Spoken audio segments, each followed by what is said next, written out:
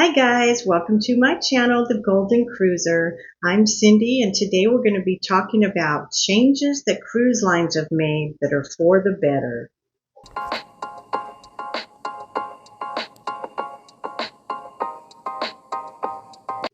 So in today's video, we're going to be talking about 10 changes cruise ships have made that are for the better. So grab yourself a drink, maybe a snack, sit down and relax, and let's talk about cruising.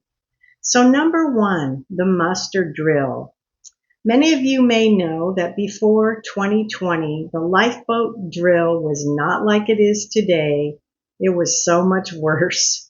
You had to go to your cabin, get your life vest, put it on, then you had to get to your muster station. Now, usually the elevators are so crowded because everyone on the ship is doing this at the same time. You had to meet at a certain time at your muster station. So everyone is going up and down all the stairs to their muster station. Usually they were on the outside of the ship. I always remember being on the deck outside, but a lot of them too were in lounges or places like that. It just depended.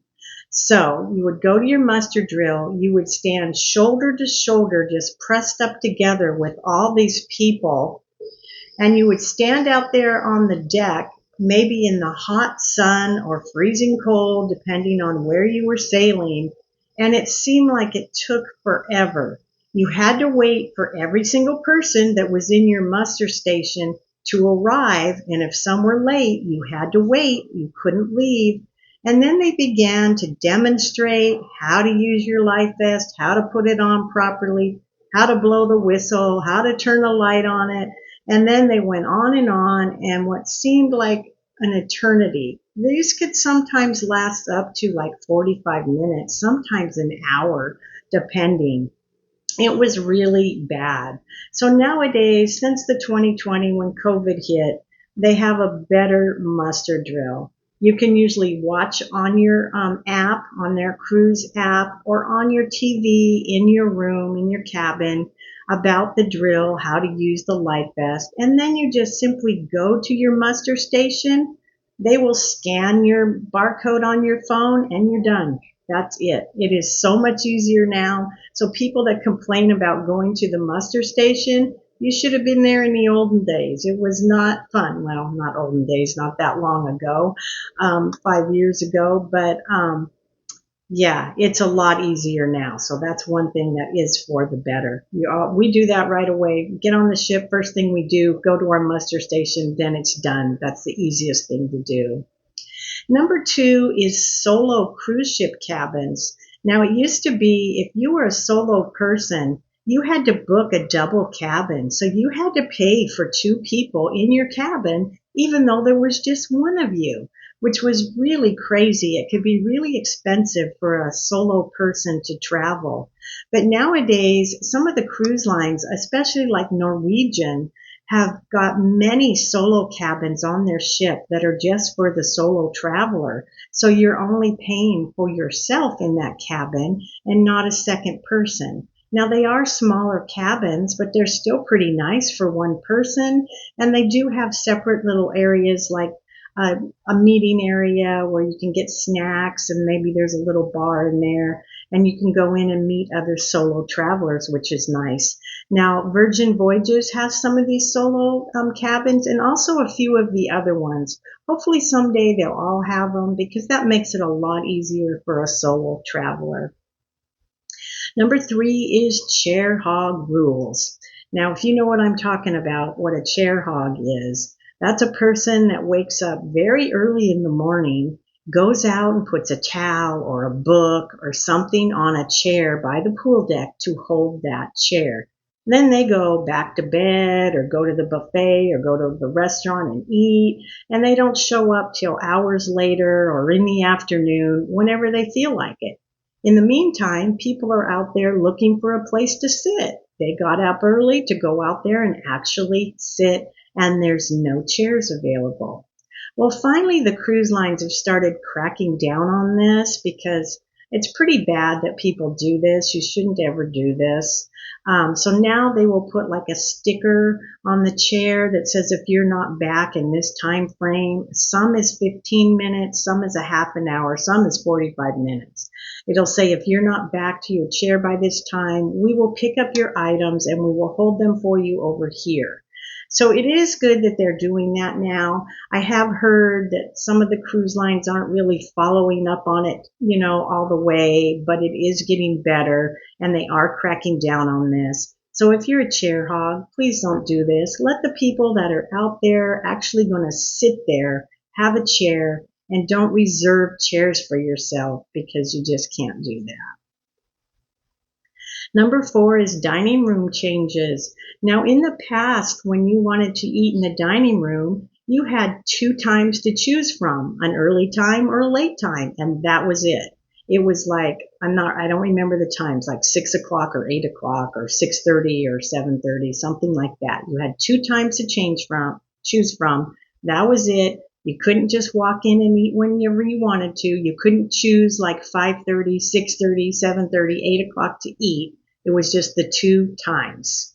And then you could be sitting with other people. And usually you were back then. There was not hardly any seats for 2 people back then. It was bigger table. So I know we always sat with at least another couple, or one time we sat with 6 to 8 people. But nowadays things have changed. You can choose your time you want to eat, or you can be on the list where you just you text down, you put in the app that you want to come eat now, and then they'll send you a text app back message saying, okay, come down now. I know that that's what Carnival does on their ship that we had, the anytime dining. Or you can choose a set time, which we like to do. We usually choose like 5:30 or 5. And the reason we do that, I know it's kind of early for some people, it's because so we can get to the shows and everything in time in the evening. And then we have the same waiters every night, which we really enjoy. So that has really been one of the things that have changed for the better, the dining room changes. Number 5 is banning Bluetooth speakers.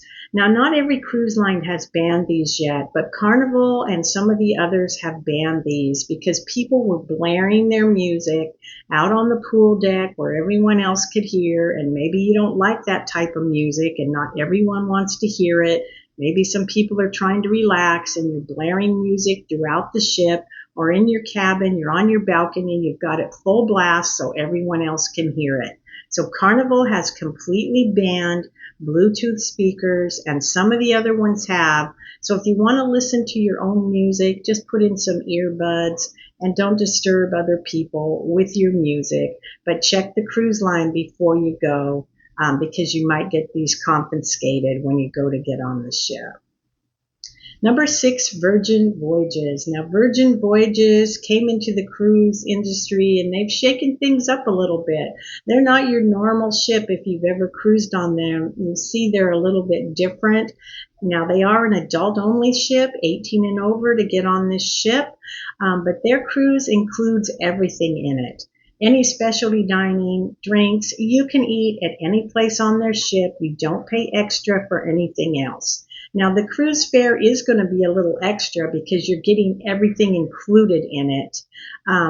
But a lot of people like this. They do have some controversial shows and things like that that some people might not enjoy, but others would really enjoy. I do have some videos if you check out about Virgin Voyages, and there are many ships. I would love to try a Virgin Voyage. I know I'm probably a lot older than their average cruisers, but that's okay. I'd still like to go and try one of these days. Let me know if you've ever sailed on Virgin Voyages and what you think of them. Number 7 is all-inclusive cruise bundles. Now, not all cruise lines do this. Usually when you buy like the drink package, you're just paying for the drink package, like on Carnival and Royal Caribbean. If you want the alcohol package, then you're paying for that. You're probably getting your alcohol drinks, your specialty coffees, and sodas in that package. The same with some other cruise lines. But Princess has now an all-inclusive package, which includes things not only your alcoholic drinks, your sodas, your coffees, juices, smoothies, other drinks, plus it pays for your gratuities for the trip, Wi-Fi, specialty dining or casual dining depending on which package you choose. They have 2 packages. It pays for a couple exercise classes and more items. They'll ship your medallion to you free. There's other things in there. Holland America also has a package which includes these items plus shore excursions. And Celebrity has a package like that also. So I find that this Princess Cruise package is so less expensive than some of these other ships. I know that our Carnival or our Royal Caribbean, it was like $75 a day just to buy the alcohol package. Whereas on Princess that we're going to be sailing on is $60 a day, and you have all these extras paid for, your gratuities, your Wi-Fi, and that's for just the plus package. If you want the premium package, that also includes photos and other things in that. So on this cruise that's coming up, it's going to be the first time I've actually bought a drink package because I don't drink enough alcohol just to buy a drink package by itself.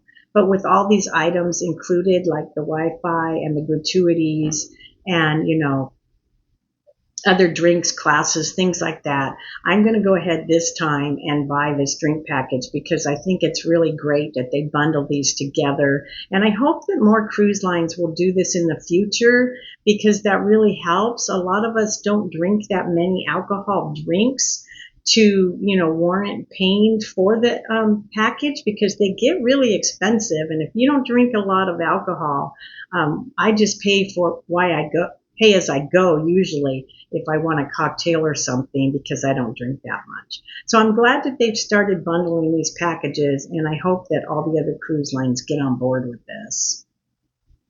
Number 8 is better buffet hygiene practices. Now, I think this really went into effect after COVID, but many of the cruise ships now have the hand washing stations before you enter the buffets.